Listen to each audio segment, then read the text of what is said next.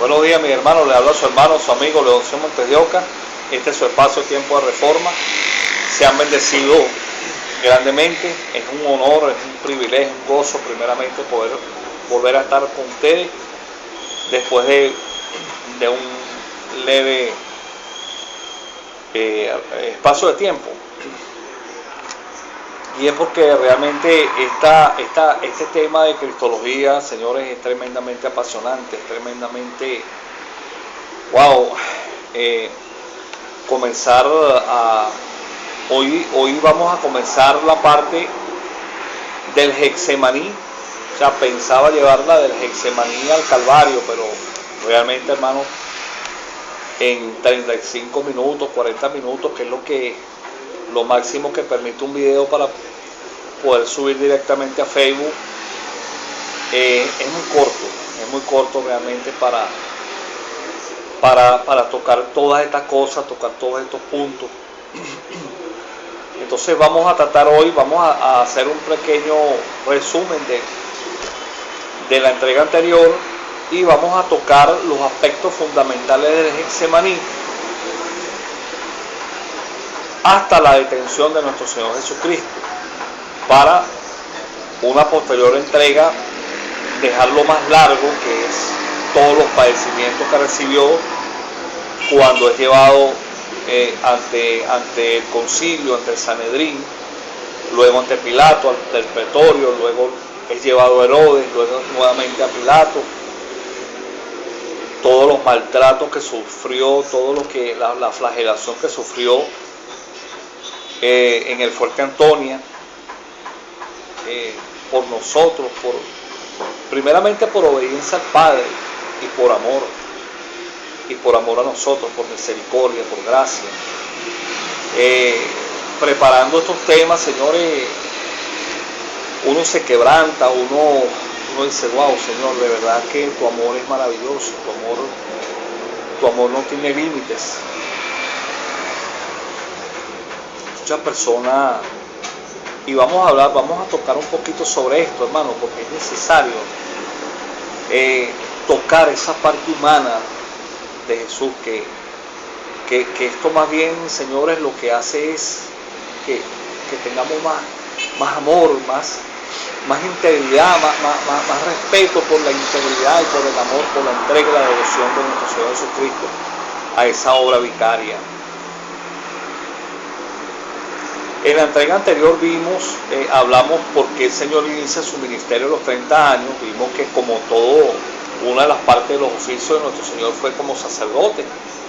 Y aunque no era sacerdote por la orden de Leví, pero está establecido en la ley, en las instrucciones, en la Torá, en el libro de Éxodo concretamente, que el sacerdote debía comenzar su ministerio a los 30 años.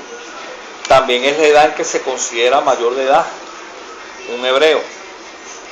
Por eso el Señor comienza su ministerio a esa edad. Luego vemos la tentación, el bautismo, que el bautismo fue una señal de purificación, como lo hacía todo sacerdote. Vemos cómo se veía también el lavamiento en agua en el antiguo pacto. Luego la tentación en el desierto, señores, que allí verdaderamente Satanás atentó contra el verbo, contra Jesús hombre, contra el teantropos, la figura del teantropos, del Dios hombre, y contra todo el género humano. Porque si Jesús accede a la tentación utilizando el verbo, porque ahí no estaba siendo asistido por el Espíritu Santo, porque tenía que haber un estado de justicia como hombre, así como Adán no fue asistido por el Espíritu, tampoco lo podía ser asistido el Señor, porque se hubiera quebrantado el estado de justicia. Entonces, convirtiendo las piedras en pan, el Señor estaba actuando en la divinidad y quebrantaba el estado de justicia y se dañaba el plan de salvación. Luego intentó tentarlo en la parte humana, en sus necesidades físicas, anímicas. Y luego, cuando vio que no podía con él, intentó matarlo. Vemos su ministerio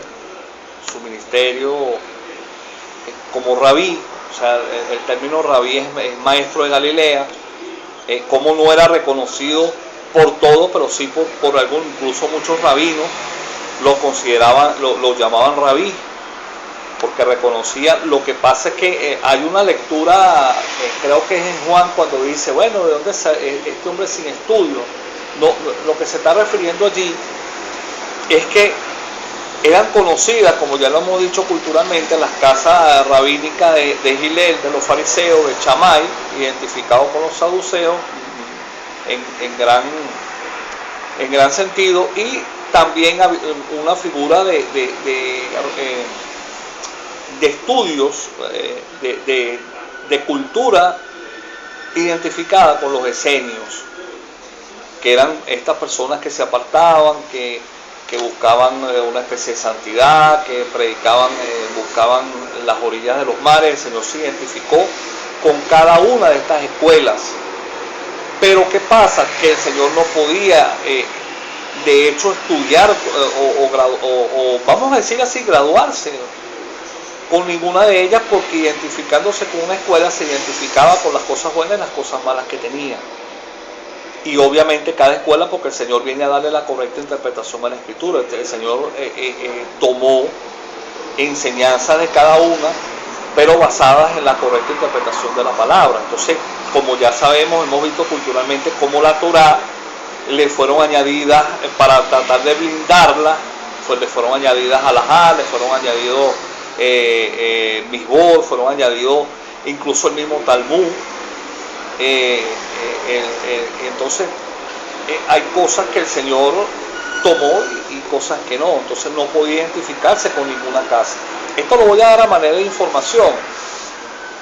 No se puede comprobar, aunque cuando usted analiza la Escritura existe esa cierta afinidad, y es muy posible que el Señor tomara enseñanzas o bien enseñanzas de las enseñanzas que daba Nicodemo, porque existe esa afinidad. De hecho la confianza de Nicodemo de visitar al Señor Jesucristo, y vemos esa cierta afinidad que culturalmente era muy propia entre rabino y talmidín, o sea, entre alumno y estudiante. Entonces se ve mucho esto, se ve mucho siempre esa. De hecho, el Señor Jesucristo lo reconoce como rabino. Juan capítulo 3 le dice, eres tú maestro de Israel, no sabes estas cosas.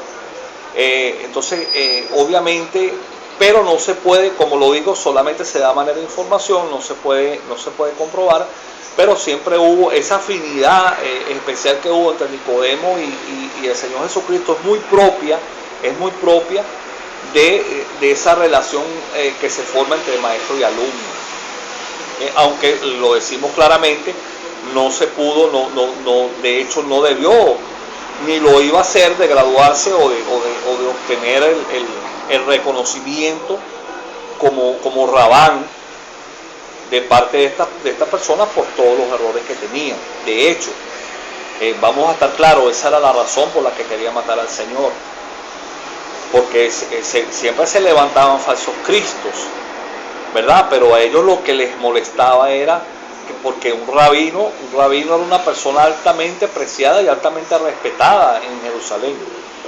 Entonces, que el Señor les gritara delante de todo el mundo, fariseos hipócritas, que cerráis las puertas del cielo delante de los hombres, porque ni entran ni dejan entrar al que va entrando, que recorren largas distancias buscando un prosélito, y cuando lo hayan lo hacen doblemente más hijos del infierno que vosotros mismos, y todas estas cosas, sepulcros blanqueados. Todo esto hacía que esta gente generara un odio tremendo y quisieran matar al Señor, quisieran callarlo.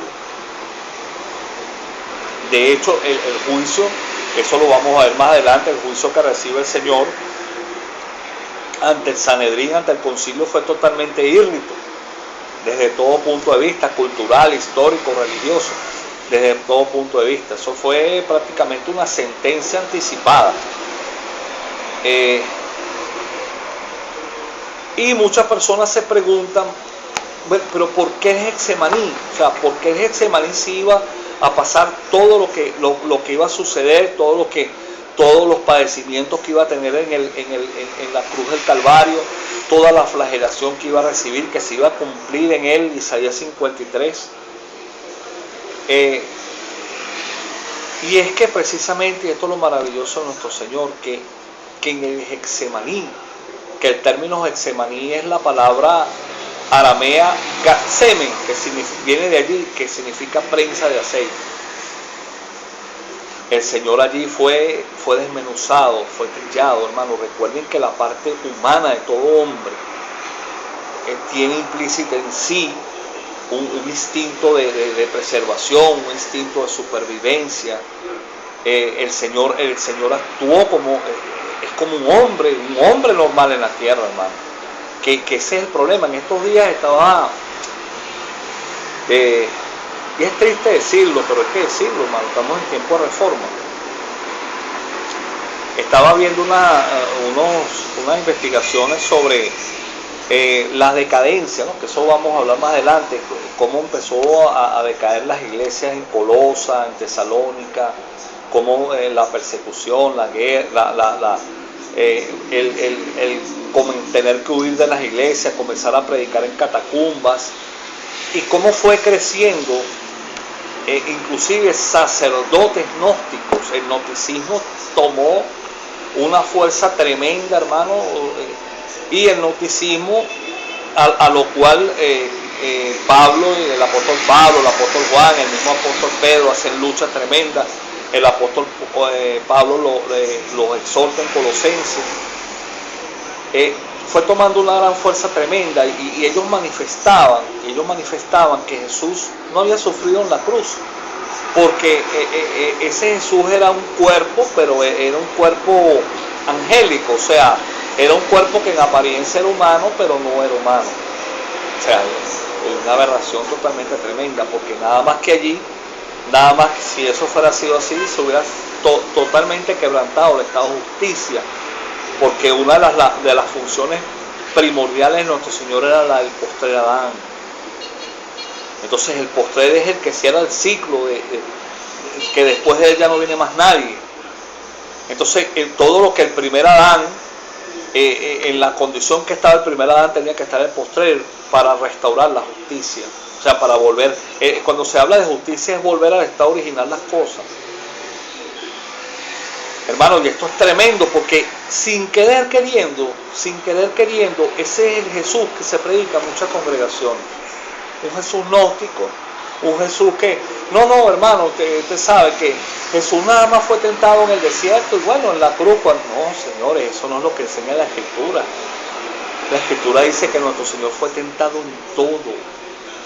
O sea, en todo lo que yo como hombre puedo ser tentado, fue tentado mi Señor, fue tentado nuestro Señor. La diferencia es que Él no cayó, Él no pecó, no consumó, no se fue de bruces en la tentación y la consumió. Él no pecó. Nosotros sí, nosotros fallamos.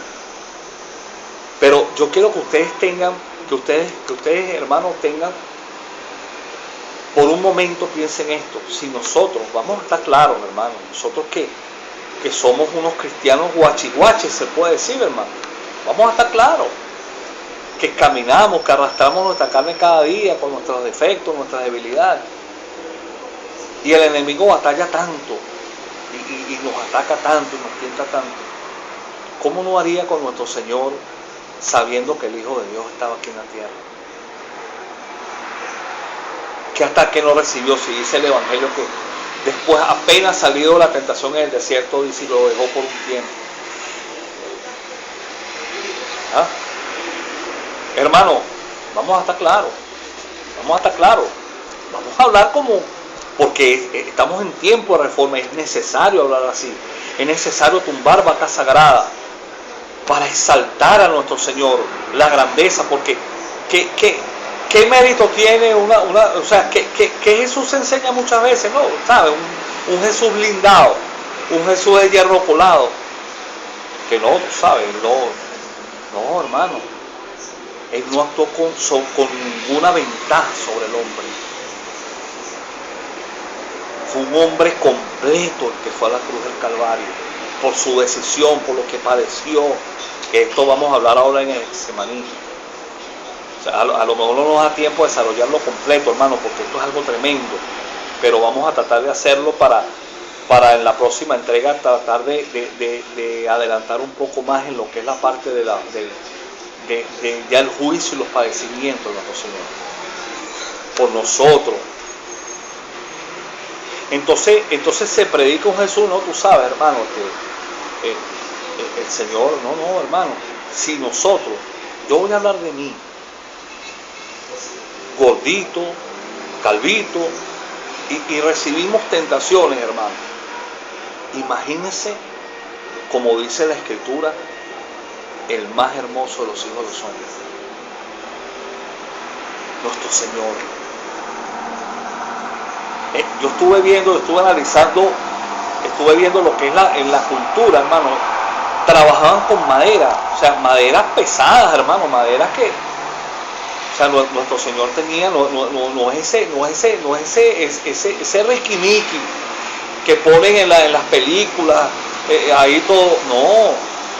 La constitución física de nuestro Señor era perfecto, una contextura atlética de un hombre que con todo lo que padeció, con todo lo porque ese es un error que se tiene en la enseñanza, decir no, que el Señor le dieron 40 azotes, 40 menos 1, no, 40 menos 1 daban los judíos, a Pablo se los dieron, pero es que a Jesús no lo azotaron los judíos, a Jesús lo azotaron los romanos, y de esto vamos a hablar, el castigo excesivo que recibió, porque una de las estrategias de Pilato fue golpear al Señor tan tremendamente que tuviera misericordia de las personas y por lástima no lo mataran. Bueno, y después vino la flagelación, cuando ya estaba la sentencia en la cruz. Y esto vamos a hablar, Señor, esto es tremendo. Y el Señor, sin haber dormido, sin descansar, sin comer, cargó ese estauro sobre él. Hermano, nuestro Señor tuvo hambre, tuvo sed, tuvo frío, lloró, se halló. ¿Ah? ¿Ustedes creen que el Señor, nuestro Señor, en todo lo que fue tentado, nosotros como hombres fue Él? El Señor se hizo eunuco en el sentido de no tener mujer, de no tener, por causa de su ministerio. El Señor dijo, hay 3 tipos de eunucos, los que nacen, los que los hacen y los que se hacen. Pero acaso Pablo prácticamente se hizo eunuco por causa del ministerio. Pero señores, analicemos, vamos a analizar cuando dice Pablo que luchaba contra la ley de sus miembros. ¿Ya? ¿Acaso ustedes no creen que nuestro Señor tuvo deseos sexuales? Que nuestro Señor seguramente tuvo erecciones matutinas. Disculpe, señores, estamos ante personas que debemos de dejar de comer leche y alimentos chatarra y comer las comidas, las viandas que nos van a llevar a madurar en la estatura en el varón perfecto. Pintamos un Jesús como un hierro colado, o sea, como un Jesús blindado, pues. No, nuestro Señor padeció, sufrió, tuvo hambre, tuvo sed, como un hombre normal. Y ese es el valor. Que ese hombre se encontró en el Getsemaní, en la que significa prensa de aceite. Yo quiero que vayamos a un texto de la palabra, hermano. Vamos a ir a Hebreos, al epístola a los Hebreos, capítulo 5, versículos 7 y 8, y dice: y Cristo, en los días de su carne, ofreciendo ruego y súplicas con gran clamor y lágrimas al que le podría librar de la muerte, fue oído a causa de su temor reverente, y aunque era hijo, por lo que padeció, aprendió obediencia. ¿Dónde lo padeció, hermano? En el Getsemaní. Óigame, cuando el Señor llega al Getsemaní, le dice a su discípulo, la traducción textual, en la traducción más correspondiente al lenguaje original, les dice: tengo una tristeza que me está causando la muerte. Y es la primera vez, hermano, cuando usted analiza al Señor le está pidiendo prácticamente a sus discípulos que intercedan por él. Es la única vez en la Escritura que usted va a ver eso. El Señor pide, velad, orad conmigo. Y los dejó allí y se fue. Y dice, puesto de rodillas. De ahí es donde comienza la costumbre católica, cristiana, de orar de rodillas.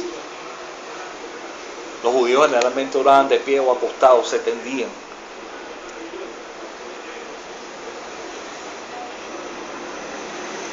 ¿Y cuando sucede esto, hermanos? Cuando el Señor, orándole al Padre, le dice, Padre, si puedes, pasa en esta copa. Pero no se haga mi voluntad, sino la tuya. Eso que, no, que la voluntad del Señor es la voluntad del Padre. Ahora sí. Pero el Señor varias veces lo dejó, hágase tu voluntad, no la mía.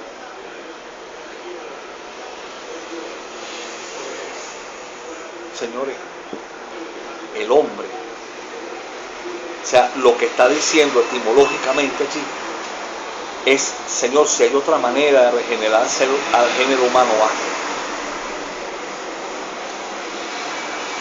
Y fue tan agónico. Getsemaní era un huerto privado que estaba al pie del monte de los Olivos, cerca del arroyo de Cedrón. Dice muy probable, este era un lugar muy, al Señor le agradaba mucho estar allí, tal vez por lo fresco de este lugar, y se reunió muchas oportunidades allí con sus discípulos. Pero ahí vemos un Señor, a un hombre que otra vez no estaba siendo asistido por el Espíritu y que tenía sus luchas internas como todo hombre, considerando la posibilidad de no ir a la cruz, pero privó la obediencia, el amor. Padre, si puedes pasarme esta copa, pero que no se haga tu voluntad, no se haga mi voluntad, sino la tuya. Claramente hace la diferencia. Dice la Escritura, hermano, el Evangelio de Lucas. Vamos a ir por favor al Evangelio de Lucas. Dice así, Lucas 22:39, dice, Jesús en Getsemaní. Y dice, y saliendo se fue como solía el monte de los Olivos, y sus discípulos también le siguieron. Cuando llegó a aquel lugar les dijo, orad, que no entréis en tentación, y se apartó de ellos a distancia como un tiro de piedra. Y puesto de rodillas oró, diciendo, Padre, si quieres pasa en esta copa, pero que no se haga mi voluntad sino la tuya. Y se le apareció un ángel del cielo para fortalecerlo. Hermano, esto es tremendo. Hermano, cuando nosotros, o sea, el Señor allí, porque vamos a estar claros, ya después de su arresto, el juicio, que fue totalmente írrito, totalmente todo lo que padeció, aparte, claro, afectó mentalmente, pero sobre lo físico que venía sobre él. Pero aquí la agonía fue mental. El Señor le estaba siendo revelado, y a veces todo lo que iba a suceder. Y el término fortalecer es, etimológicamente, es darle ánimo a una persona que está a punto de fracasar en una misión que se le encomendaba. Y es lo tremendo de esto. Hasta de confortarlo, de darle ánimo, de auparlo a lo que sigue. Y es tan tremendo, hermano, que el único que registra este hecho de los cuatro, porque en los cuatro evangelios aparece este hecho, el único que registra lo de las gotas de sangre es Lucas, tal vez por su condición de médico. Y yo quisiera hablar un poco sobre esto, porque esto lo tengo aquí, lo recopilé de unas enseñanzas de unos grandes maestros, ¿no? De un gran maestro de la palabra.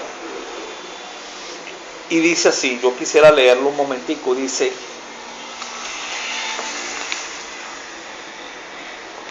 aquí está, dice,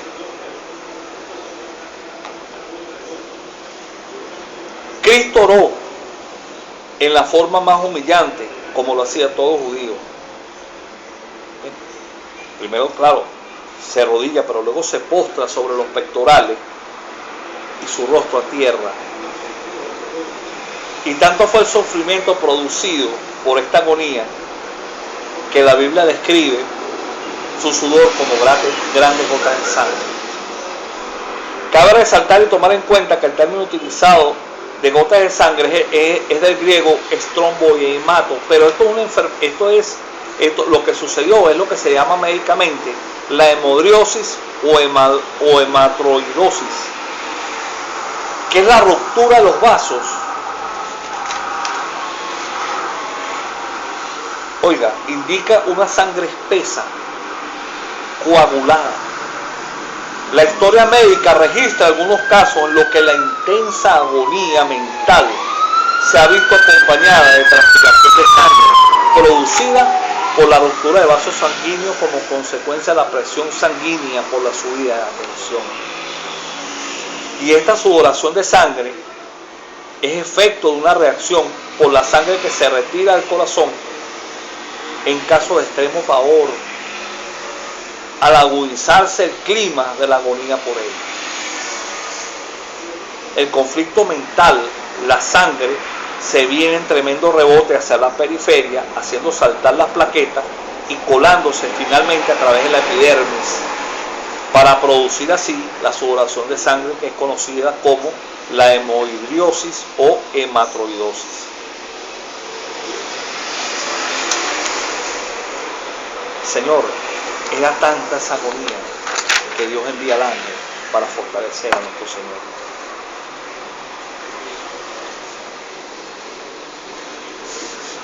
Óigame, se enseña que etimológicamente el término copa, el Señor en esa copa iba a recibir todo el pecado de la humanidad.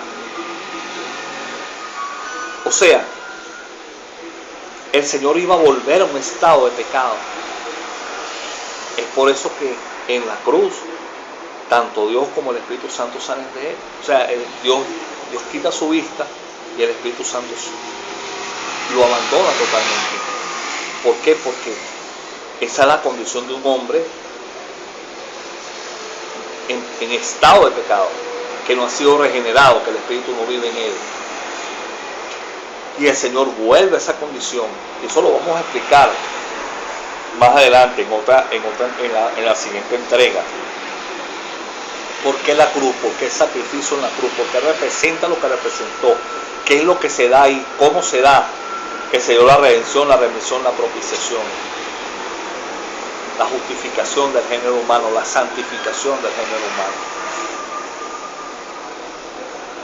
Entonces tenemos a un Señor sufriendo intensamente la agonía de vivir toda una vida apartado, consagrado en santidad a Dios,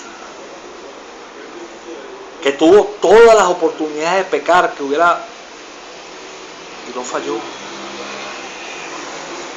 cumpliendo la justicia, cumpliendo la ley para darnos vida. Hermano, ¿por qué un huerto? Porque en el huerto del Adán, en el huerto del Edén, el primer Adán perdió todo.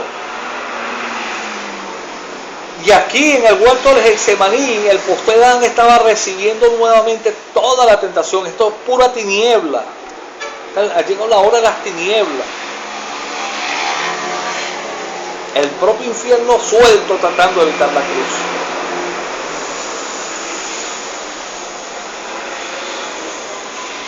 Y vemos a un Señor, nuestro Dios, a Rey de Reyes.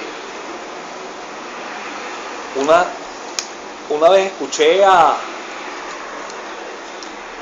un hombre, un evangelista que vino acá a Venezuela, y él dijo unas palabras que me gustaron mucho. Y él dice que él tiene muchas preguntas, ¿no? Que cuando usted está en la presencia del Señor y de todos los apóstoles, los discípulos, todos nuestros hermanos, Y él dice que él tenía, una de las preguntas que hay en su corazón es preguntarle a María si ella alguna vez llegó a darse cuenta que cuando ella cargaba al Señor, era el Señor que la sostenía a ella.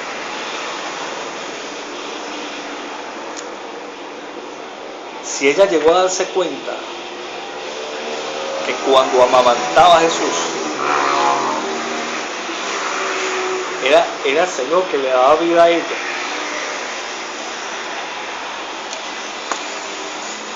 Y tenemos un Señor que dicen escrituras hebreas, dicen escrituras que el Señor, cuando sus discípulos, como profeta, porque el profeta manifiesta el carácter de Dios ante el pueblo. Cuando el pueblo hace, Moisés, por ejemplo, cuando el pueblo hacía lo malo, el carácter de Dios se reflejaba en Moisés. Y cuando estaba contento, y dice la escritura que esos escritos de sabiduría, que cuando los discípulos hacían cosas buenas, el Señor sentía tanto gozo en su corazón que se remolinaba.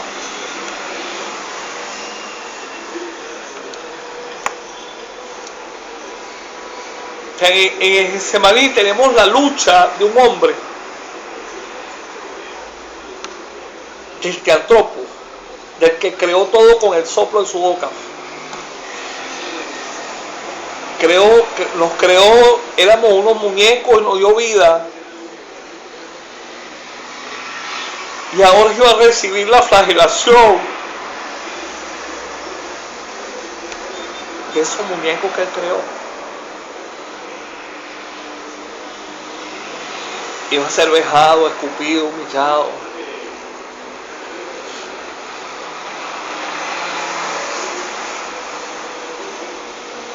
Y nuestro Jesús hombre, no el gnóstico que predican algunos, sintió temor, pero más fue su valentía, su amor, su devoción. Como explicó un maestro el otro día, que él se imaginaba, ¿no? Esto es hipotético, claro, pero él se imaginaba al ángel fortaleciendo al Señor, diciéndole: mira, oye, pero no hay más verbo, no hay más nadie. ¿Quién va? ¿Quién vuelve? O sea, no hay problema en que tú te vayas ahora, pero mira todo. Y en la distancia nos miró a nosotros también.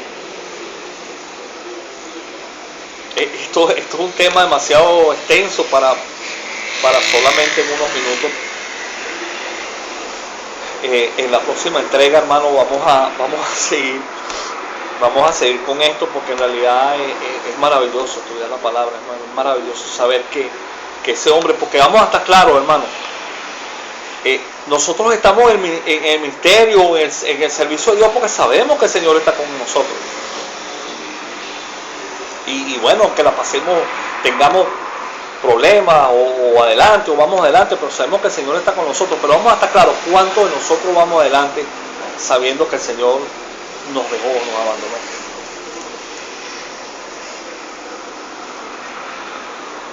Y el Señor en la cruz iba a ser abandonado, y así todo subió a esa cruz. Sos un hombre, un macho. Te amo, mi Señor, como estoy seguro que como te amamos. Y yo espero esto sea de bendición, hermano. Vamos a seguir adelante. No es fácil. He tardado un poquito en preparar esto, pero en verdad todavía quedan muchas cosas. El tiempo apremia. Hasta la próxima entrega. Se les ama en el amor de Cristo y se les ama. Y sigamos adelante. Sean bendecidos. Amén.